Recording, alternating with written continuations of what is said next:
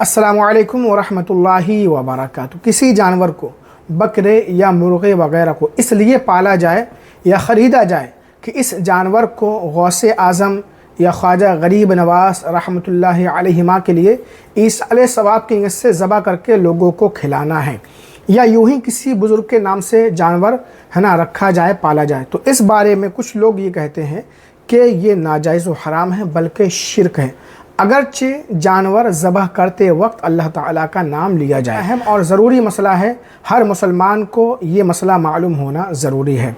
आप बहुत ध्यान से इसको सुने। देखिए, किसी भी बुज़ुर्ग के नाम से है ना जानवर रखना, पालना, उनकी तरफ निस्बत करके उसे पुकारना, जैसे गौसे पाक का बकरा, और उनके ईसाले सवाब के लिए ज़बह करना जायज़ है या नहीं, इसको समझने के लिए कुछ बातों को जानना ज़रूरी है। नंबर 1, जानवर ज़बह करते वक्त अल्लाह ताला का नाम लिया जाए, मसलन बिस्मिल्लाह, अल्लाहु अकबर, और कोई मुसलमान उसे ज़बह करे तो ऐसा जानवर हलाल होता है।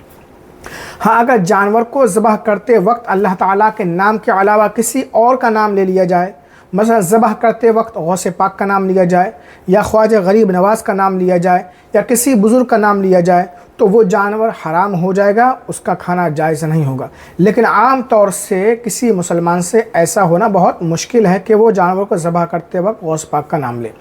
नंबर 2, बकरा या मुर्गा ज़बह करते वक्त अल्लाह ताला का नाम लिया जाए, लेकिन ज़बह करने का मकसद कुछ और हो, तो इससे जानवर हराम नहीं होता।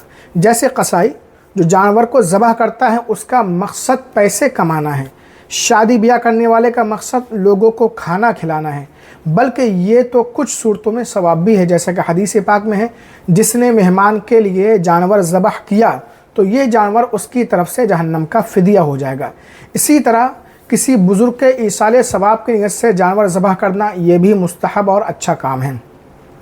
नंबर 3, रही ये बात कि इस जानवर को बुज़ुर्गों की तरफ निस्बत करके इस तरह पुकारना कि गौसे पाक का बकरा, ख्वाजा गरीब नवाज़ का बकरा, मखदूम पाक का बकरा, तो ये बिल्कुल जायज़ है। और इसका मतलब ये होता है कि वो जानवर जो फ़ुला बुज़ुर्ग के ईसाले सवाब के लिए पाला गया है, रखा गया है, ये मुराद नहीं होता कि इसे गौसे पाक के नाम पर ज़बह किया जाएगा माअज़ल्लाह। जैसा कि अहादीस में इस तरह की बहुत सारी मिसालें मिलती हैं।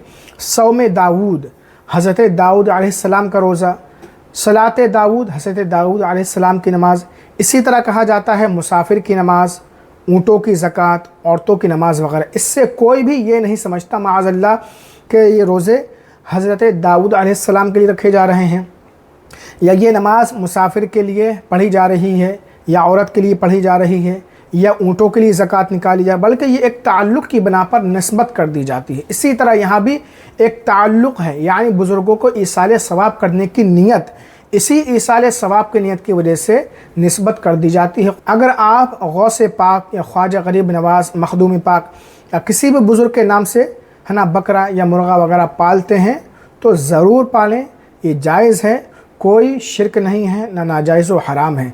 इस वीडियो को लाइक शेयर ज़रूर कर दें।